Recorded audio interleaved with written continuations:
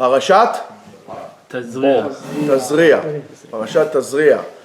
The Zohar on Parashat Tazria brings about the questions regarding determining the destiny of men. Are we talking about a decree? Is this something that is being decreed from above in the heavens? Or maybe we control our own destiny? And what is really the issue of destiny to the words that the parasha starts when he says Isha ki Tazria?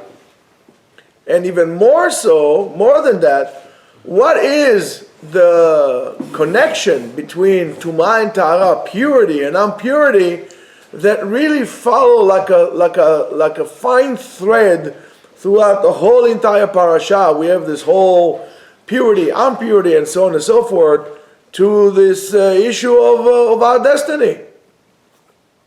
What does it have to do with anything? So the word pure, tahor, in Hebrew, it really means something that is clean, clear, without any speck or any blemish on it whatsoever. And according to Kabbalah, where we refer to something as pure and clean, that means that the light of HaKadosh Baruch Hu, the light of God, could pass through it without any issue whatsoever, without any disturbance or distortion. On the other hand, when we are talking about something that is dirty or tameh, impure, right? Tameh in Hebrew, milshon atum. Atum means sealed. It refers to us that something prevents the light from passing through appropriately in the appropriate manner. So that's something for us to understand. And this revelation of the Zohar itself is really amazing, because it really helps us understand. Careful on the table because it's moving. Yeah, sorry. So it really helps us understand or help us all together in terms of what needs to be done. There's children over there. It's really amazing. So the Zohar teaches us that in the beginning, everything was created pure. Everything was created in such a way that the light of HaKadosh Baruch Hu can pass through it without being distorted whatsoever. Of course, everything changed once Adam sinned, and when Adam sinned, right, things got distorted to the point that men could not distinguish any more clarity and to understand what is pure and what is impure. Everything became a messed up situation for him. And it wasn't until Adam HaRishon saw the actions of his son, which his son is Cain, that he understood what that had caused to him in, his action caused in the long run. We know that from Cain all the Tum'ah came. So now, the thought behind creation was what we call lehetiv labruim, to do good with creation. God wanted to do good to his creation. However, after this good spread it out with no end, then it was awakened inside us, the creation, to also the need to create as well. We wanted to create as well. And by doing so, the boundaries were set in place. And the boundaries refer to the place of what we call makom al choshech, darkness, that from the darkness, by creating darkness, we were able to create light itself. Without that, we could not create.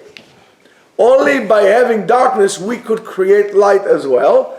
And by doing so, to feel like we are creators as well. And when this whole system came about, it was the realization of new system, and that system is called the system of Tum'ah. Why don't you offer him also a little bit of, you want some chulent? No, it's very good. Please, b'chavod. And that system of impurity, right? If you're going to take Tum'ah, and you switch the letters around, you get also a tuma, right? A sealed system, a opaque system that does not allow the light to flow freely, and that is something that we need to understand, that this is exactly what happened. Those two operating systems are really mixed inside, intertwined in our world into each other like this. And our job in this world, believe it or not, is not to have mojitos, not to have tequila, not to make money. Our job is to do what we need to do, but mainly to separate, to be able to separate between good and bad, to do the selection, the brera, between what is tahor, pure, to impure. That's why on Shabbat, the melacha of borer is not allowed. All week long, we need to separate, to distinguish hamavdil ben kodesh lechol, ben or lachoshech, ben Israel lami, and so on and so forth. That's our job 6 days. On Shabbat, it's done by itself. Since on Shabbat that breira is done by itself, we are not supposed to do any action of selection. It's done by itself. So, and how is this taking place? How are we supposed to do so? So the Mekubalim explain to us that everything is based on the will, or our will to really receive, and that in a way causes us to act, but that we need to understand that there are two different types of will. There is the will that comes from the operating system of tum'ah, impurity, and there is the one that comes from the operating system of purity. The first one is connected to something that is limited, to an end, and the good one is the one who is connected to the endless. When we want something for ourselves, therefore we are connecting to the sof, to the end. But by doing so, we are the last station. We are the last stop. It stops with me. In other words, I don't worry about what's going to happen in the generation after me. And that's why you might understand the mitzvah that HaKadosh Baruch Hu told us of pru urvu, to be fruitful and multiply, to have children. To have children means that I'm not selfish, that I'm able to pass on the goodness of HaKadosh Baruch Hu on. But when I am selfish, I don't want to have kids. I want it to end with me. That's why selfish people make very bad parents. And if you are not able to overcome the selfishness inside of you, do the world a favor, don't have kids yet. You need to work on yourself. To be a parent is almost an act of God. You are creating a new life in order to endlessly give to your child. And if you don't understand that, you will. As a parent, you're going to work yourself work your fingers to the bone, as they say, just so your kid can have something. And you should not think about yourself, and you don't have like, oh, well, listen, I deserved. I work so hard. Let me go on to a vacation and leave my kids behind. There's no such thing. And that is the whole concept of sharing the good. We need to understand that we pass it on, and it moves on, and so on and so forth. Right? So now, when we want everything to ourselves, when we are the last stop, there are others also. Sit down. When we are the last stop, we in a way operate as a black hole, right? That sucks everything to itself and doesn't allow any light to come out. It's like a black hole, all about me. And when all about me means I need to put my shoulder, and roll my sleeve to help out and to do. Like, for example, look, Idan made chulent, right? Somebody else donated the money to buy that. Who is going to volunteer to wash it? Or you're going to wait for somebody else to do it for you? Then if you don't come and contribute to help, you are a black hole. You are the end result. You come in to only get and not to receive. What are you giving back? What are you giving back? Are you helping? And it's going to be the same thing in your home, and it's going to be the same thing in interaction in society. What are you giving back? Oh, you came here only to eat. You only came here to receive. What are you doing so? One of the ways to do so is to spread it with others, to share the knowledge or whatever it is. But you need to make sure that you also replenish. And this is a very delicate system that we are operating on all the time. Right? When we're going to operate like a black hole that sucks everything inside of it, therefore we are connected and we are operating through an operating system of impurity, because it only gets to itself. It's mamash like a black hole. It's absolutely like a black hole. It sucks everything inside. No light comes out. No good comes out. Everything goes inside. Now a person needs to be very careful when he starts operating in that manner. And the operation system of purity is just the complete opposite. And that is the connection, a direct connection to HaKadosh Baruch Hu, to the Ein Sof, to the endless, and that's the will to receive in order to give. Why do I need it? So I can give. And if you want to know why God does not give you, is because you're not willing to share it with others. So guess what? Why should I give it to you? I should give it to Him. And it's a very big lesson to us, for us to learn. Now, when I am sharing, and I'm receiving, and I'm sharing, I'm creating here a certain level of continuity. And with this continuity, there is a flow. With the flow, there is a connection. And that connection is to the light of HaKadosh Baruch Hu. When it stops with you, there is a disconnect. There is a dam now of abundance that cannot come to this world because you put a block here, because you want to get the water all for yourself. Now we need to understand that failures are really a part of life. When we fail, failure is a part of life. There's nothing to do about it, right? And together with the failures, there's also the ability to recover from those failures is also a part of life. And this parasha, as far as I'm concerned, is loaded with life wisdom that it's really, really unbelievable.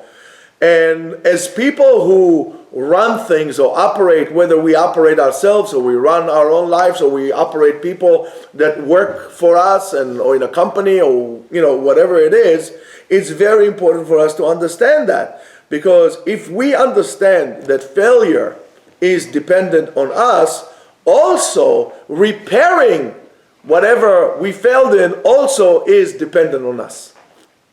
Failure is a part of life, and it's dependent on us, and recovering is also dependent on us. And exactly how do you fix it, right? If something broken, right, or something went out of control, let's say when something went completely left, so you need to brake completely right, and you need to steer the rudder of your boat or the wheel of your car, and so on and so forth. And you need to really be very careful on procedures. Everything needs to be fine-tuned. Whatever procedures you're going through, you do a double thinking, you tighten up things, you give a super service to whatever needs to be given, and only after it's clear to us that we're able to stabilize the boat, to gain control over the vehicle in which we are going, only then we can go back into the appropriate track. And when you don't do that, you're going to keep on falling, because you keep on staying in a stage of imbalance. And you need to understand. So therefore, if I, for example, give me a marker, any marker. If this is the direction that I'm going, and I'm going here, when we explained this many times, I'm going in this direction. And now comes a force to the side that pushes me in a 5 pound, let's say 10 psi to this side, right? So now in order, if I would apply 10 psi on this side, since this is continuing applying pressure, I'm going to go in a completely direction. Instead of going here, I'll be going there. And the further I'll go, the further I'll get. So in order to bring this back to the state of equilibrium when we were going straight, if I apply 10 psi here, in order to bring it back to where it needs to be, I need to apply 20 psi. And only after I brought it back to the center, I can continue going like this. And if you don't know what I'm saying, I'm sure you could remember at the time. I hope you guys know how to ride a bicycle. If you ride a bicycle and you ride a bicycle, everything is good. And then you go a little bit of a jerk from here, and before you know, it's all out of control and you're falling down. Or a car, or anything like this, or to that matter, even your own life. You need to bring everything back to the stage of equilibrium, and only then you can go back on your track. And that is what we're in a way dealing here when we're talking about tzarat. The nega of tzarat, poorly translated into English as leprosy, is not necessarily leprosy. Leprosy is caused by a virus. Tzarat is something completely different. But into that matter, we're going to use the term leprosy because it's just simply easier to most people to relate to. But you should know it's not the skin disease that people get in India or whatever they get it. So that nega of tzarat comes, as we all know, as a punishment for lashon hara. Lashon hara is really gossip, the people talking all the time badly about each other, and the tikkun, the fix-up of this sin that comes in a way from being very poisonous talking, poisonous speech when we speak about somebody else, as we do today in the media and so on and so forth, comes really, or from basically that poison comes from wrong interaction between people. So how do we actually fix this? What do we do? Well, we need to break down the world in which caused me to be in this state of lack of equilibrium, of completely poisonous speech and so on and so forth. I need to break those systems that were in place and reconstitute something that is operational, that really going to also allow me to determine what is the cause of the reason that I start speaking lashon hara badly, gossiping or poisoning speech about him. I need to understand those processes that were set in place that caused me to fail. And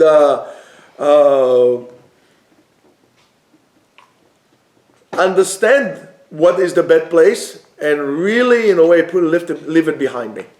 So I would not come to repeat that pattern.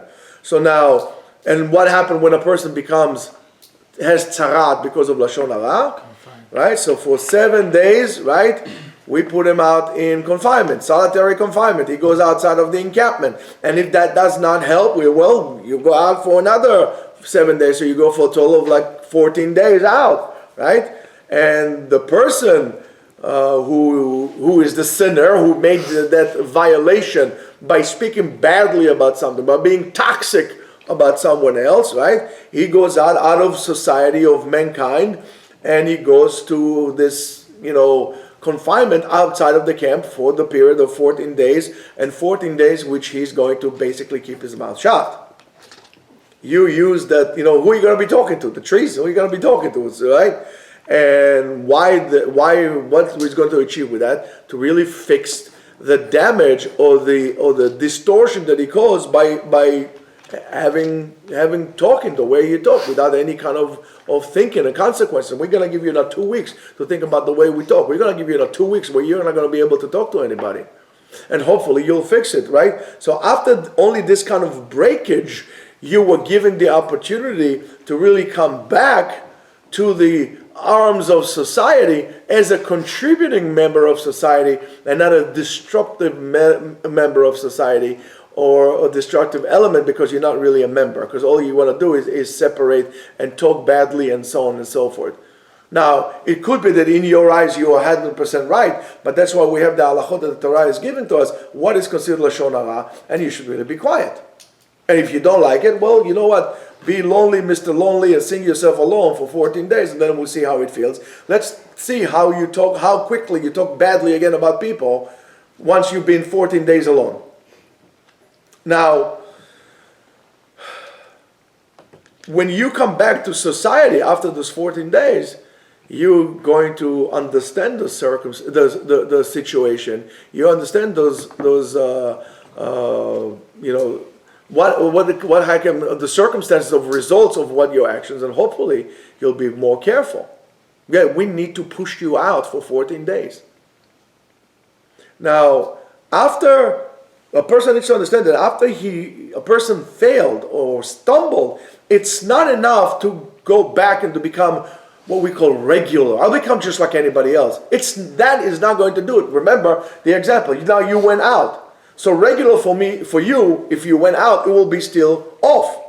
So you need to, again, sit down and to really reassess and to do a true debriefing of everything that happened here, to really analyze the situation and to understand, as we said before, what caused me to fall down in order for me not to go back to make those mistakes over and over again. And it's very important to remember that in order to really learn the lesson and to really appropriately fix it and prevent it from happening, you really need to go take a few steps back and to really fix yourself from inside, to make sure that you're not again falling into the danger zone. That's why we need to be careful even from avak lashon hara, from a dust of lashon hara, we have to be careful. And only then we could gradually come back into society. We'll be able to appropriately interact with people. So when you don't appropriately interact with people, when your social skills are a failure, right? You would not know what's right and what's wrong. You're going to be talking badly about people because of your lack of social skills. And a result of that, well, you know what? Even today, if you are socially awkward because you don't interact with people, because, for example, mommy did not encourage you to go out and talk to people. You need to sit down in front of the TV on your computer all the time, being protected. You don't know how to handle conversation. You're going to feel intimidated. You're going to feel out of place. You're going to talk badly about people. And as a result of that, guess what will happen? People would treat you like you're a leopard. Nobody wants to get near you. And you'll be, and as a matter of fact, in this case, you might be outcasted for life. You're going to be a weirdo who goes out and speaks about everybody. That's the kind of person that, he hates everybody. He doesn't like with everyone. He thinks that everybody is out there to get him, and he has something to say about everybody. Well, he himself is, basically is you. You caused that. And we need to understand this is something that is very, very important. And even more than that, when we are talking about all these things, So yes, today we don't have tzarat, we don't have all these things, but you could tell, people become socially outcasted. And you are like a metzora.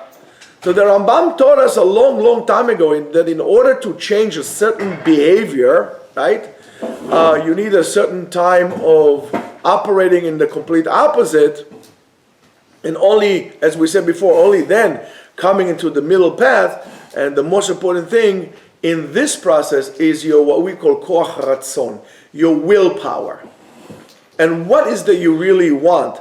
Without the proper willpower, you have no chance whatsoever to change anything. In other words, you need to understand that the quality that you possess right now is a bad quality, A. B, you need to want to change it. Because even if I know that this quality is bad, if I don't want to change it, it could not be changed. So I need to have the realization that my words can hurt people. I need to have come to the realization that this quality or the other quality are bad quality, and I need to have the will to actually change it. Right, Shamir? Can you take a break with this 1 second? So now, when this change does not really arrive from a place of wanting to do self-work, to really work on yourself, the real change is not going to take, and you're not going to be successful in changing it. And then you say, listen, I tried, but I failed. You didn't really try because it didn't come from that willingness to really work on yourself and to really change on yourself. Because it says, Chazal tells us what? Sof ma'aseh b'machshava tchila, right? The end of the action will be determined by what was your initial thought. But the machshava, that thought, really depends on your will, on your intent. In other words, when your will is pure, your thought will be pure, and then the action will be pure also, and because of that, it will be connected with the light of HaKadosh Baruch Hu, with the Shefa of HaKadosh Baruch Hu. Now, and of course the other way around. That's why when it says Isha ki tazria veyalda zachar, Isha ki tazria veyalda zachar, it means that at the moment of conception of an idea, we said, any idea, not necessarily what you guys always think. The conception of every idea, you could already determine what will be the end result of that idea. Is that going to be a success story, a failure? It's going to be a good idea or a bad idea? Could be determined by the initial moment of conception when this came out right away. In other words, whether it's going to be zachar, right? And we spoke about that in the fact that in I don't want to sound Chinese or anything like this or Taoist, but there are two different forces, right? And the word zachar is associated with the koach mashpia, with the forcing ability, right? And nekeva, female in this case, is the power of receiving. So we need to create this balance between giving and receiving and giving and receiving, and that's the cycle that we go in all the time. So now, if that's going to be pure, right? If the thought of the parents, of the people that thought about is going to be a pure thought, right? And we say pure in order to, they want to create something that will be able to give and share the good, if it's going to be pure. So that's going to come to a result in the child itself and the actions of the child. That's why the issues of Tumah and Tarada, purity and impurity, is not necessarily only a theological, religious concept, but rather, I'm going to tell you something here very important, a concept of awareness. And the concept of the awareness, when our thoughts and our actions are pure and clean, that will be usually in the way to be mashpia to the people, to want to give the good to the people, in order to give, in order to share. Therefore, HaKadosh Baruch Hu would be planting, Zorea Lahem HaKadosh Baruch Hu, basically the story of your life. So you'll determine the story of your life on your willingness to give and what your true intent to give. Not what you're telling other people, but really is deep down in your heart. So, in a way, we have the free choice to where we're going to go. And what kind of thoughts is going to run on our heads? Is that going to be a pure thought? Or is it going to be an impure thought? And every way, every path that we take will have its appropriate story or life story that's going to be appropriate to it only. At the end of the day, we're all going to reach the point that we need to reach. We're going to go from point A to point B. There's not going to be point W in the middle. How are we going to get to this path? That's already dependent on us. That will be determined on us, dependent on us, and based on the way that we choose to go, we're going to be judged, we're going to be sentenced. So you better choose a right way. We're all going to start in point A, and we're going to end in point B. How are you going to go there? That's up to you. And again, that's how you're going to be determined. So according to Rav Hirsch, Rashashi Rav Shimshon Hirsch, the whole idea of having Aharon in those commandments of pure and impure, whether it's forbidden foods and not forbidden foods and so on and so forth, really come to emphasis and to show us that those mitzvot have not only an external part, but also a very practical part itself and an internal part. And the external part is represented by Moshe Rabbeinu, but the internal part is represented by Aharon. But Aharon, we also know, was a great educator. So the internal part Aharon represents here the educational part in our being. And he writes the following, Rav Hirsch writes the following, Moshe hu ha-moser va-melamed Torah. Moshe is the one who teaches the Torah and hands over the Torah. V'ilu Aaron hu ha-mechanech lekayem mitzvotea, is the one who gives us the proper education and proper attitude to fulfill the mitzvot, not only to learn them as a subject, but also as a practical aspect. Ve'atzlachat pi'ilutam ha-leumit, and the ability to be successful on a national level תלויה במיוחד בהלכות האלה, depends on those halachot of being aware to be careful between ma'achalot asurot and all these forbidden foods and all what is pure and what is impure and so on and so forth. And he says, Shlichut Moshe, the job that Moshe had, Ponai la ruach ve'ladat, goes into your intellect, right? Ve'ilu Shlichut Aaron, what the journey that Aaron was sent, Ponai la nefesh, to our soul, ve'leratzon Shlichut shneim tluya bechad, and therefore both of them depends on your will inside. So therefore what we are talking about here is a matter of proper education. And this is so important. When you teach about education, it's not just about how to do things, more about the attitude that you have about coming to do what you need to do. And on that, I can tell you that most schools fail on the proper education, to the point that we're saying, why should I do this? What do I get out of it? And that is when you come to this question as an individual or as a society, large or small, you know that you are reaching a society with an end to it, because it's a black hole society that would suck you in and would not give you any benefit. Nobody, unless they're going to get something out of it. I'm going to be your friend only until you or while you serve my interests. But I'm never going to be your friend out of friendship per se, only when it's my interest. Only when it serves me a purpose. And look around you and you see how many friends do you really have that are friends that will be true friends without a purpose. It's somebody that you're going to call him at 3 o'clock in the morning, says, listen buddy, I have a flat tire, can you come and help me out? He's going to tell you, listen, I really can't, I'm busy right now, I'm sleeping, I'm very tired. How many friends will come and really help you out because you just called them and you need help? You find out who your friends are when things don't go 100%, when things are not comfortable. Yes, when your friend is sitting down in a restaurant and is having a big steak and you call him up because you need help, right now, he's going to supposedly drop the steak and go visit you, even if he's in the middle of a date, because you are in a need right now.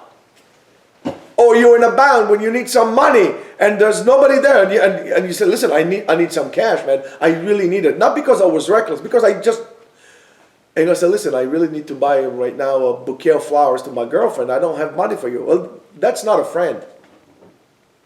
That's a selfish person. I would love to help you, man, but, I got to ask my wife, can we do this right now? I don't think she's going to let me. That's not a friend. That's decoration. I'm not quite sure you want something like this as a decoration for your life. And there's a friend that tells you, listen, I really need to hang out with you. I'm feeling a little down. I need. You want to sit down? We'll have some fire pit. We'll have some beer or something. No, man, I'm busy. I just had a hard day of work. Your friend needs you. Or your chavruta. You just don't feel like going, but your chavruta is waiting for you to learn. Or to that matter, your rabbi is sitting down waiting for you to learn. And you just don't feel like it because you're too tired. Where's your loyalty? Only when it serves you right, you're willing to be there.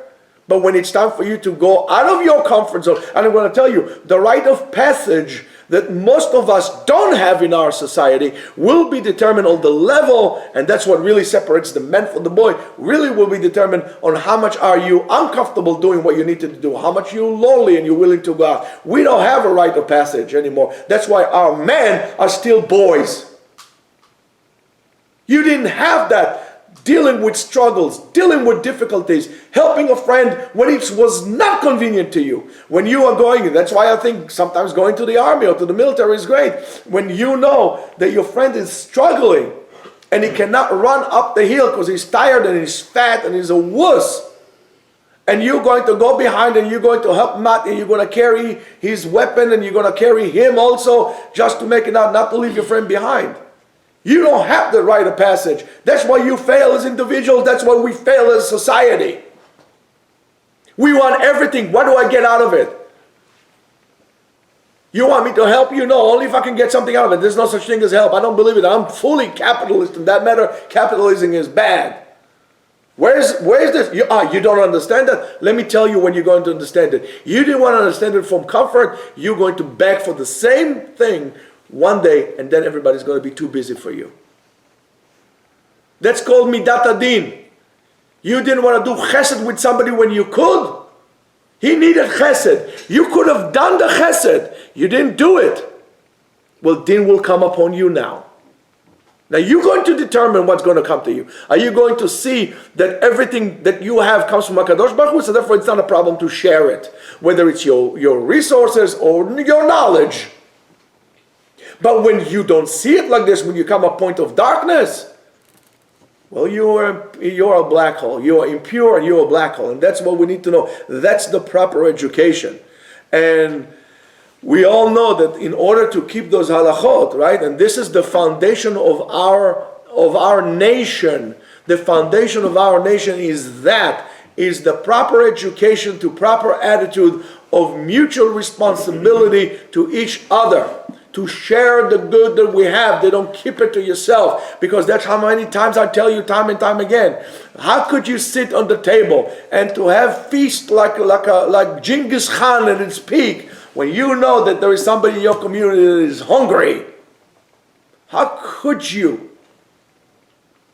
You know that there are some hungry people. Did you say, listen, Rabbi, here, take this money and please do me a favor. You're doing me a favor, Rabbi, by giving this money to the poor people. You're doing me a favor. I'm not doing you a favor by giving you to poor people. You're doing me a favor. You're doing me a favor that you take my money and give it to poor people. You need to have this proper attitude, and that comes from home. When you understand that you're standing in line in your, let's say you are out in the fields, right? You couldn't take a shower for 2 weeks because you're sleeping in a tent out in the field in boot camp, right? All you eat is sardines that are soaked in gun oil. And your peanut butter is like, or your jelly is, you don't know what it is made of. It's probably from the time of the dinosaurs, congealed dinosaur blood. Who knows what the heck it is? But I'm going to tell you this, and you're hungry, and you're tired, and it's hot, or it's cold, or whatever it is, and you're freezing cold, and it's because you're wet, or you're sweating with dust because it's hot, and your friend is sitting right next to you, and you make the wrong step, and his plate falls down, and there's no seconds. Are you going to say, listen, buddy, it's okay, here, let's share something? Or you're going to say, well, it's not my fault, let the clumsy guy be more responsible. What are you going to do? And you expect this guy to watch your six, as they say, to have your back when times come. You expect him to jump on a grenade? You know, by the way, how many people jump on grenades during this Gaza campaign to save their friends? Would you do that? Would you do it? And this is how we become pure, by being selfless. And this does not come out of some kind of like epiphany that comes from one place. Example and education. And that's what we need to understand. That's what we need to attend. I'm not here trying to, and there's no will here or effort to change people, this way or the other way, but rather to change the way that we do things. That's why in changing the way, it has to come from inside. We need to want to change what we know is wrong. The change has to come from inside of us. And the rules and definitions are only vessels to create a path for us. We have the internal power to change, to want. We just need to reveal it. We have the ability to seek and to actually do good. We need to reveal it. We need to break that shell that really hovers around us, from light coming in and from light coming out. We need to become more pure with this, to really share the good that HaKadosh Baruch Hu gave us, and to understand it both internally and externally, giving it out. And that means, Rabotai, that means that we need to have some work. We need to roll our sleeves, and we need to work, and we need to want to work. But I'm going to tell you this, without a doubt, that's going to be worth the satisfaction at the end of the day with what we're going to get. And our satisfaction that we're going to get by doing this, it's what we call tikkun olam, fixing the world. And this is what's going to bring Mashiach. But there's a lot of work to do. And thank God for that. We're never going to be unemployed when it to bring down the good of HaKadosh Baruch Hu to this world. But one thing for sure, please don't be selfish and don't speak Lashon Hara. Shabbat Shalom.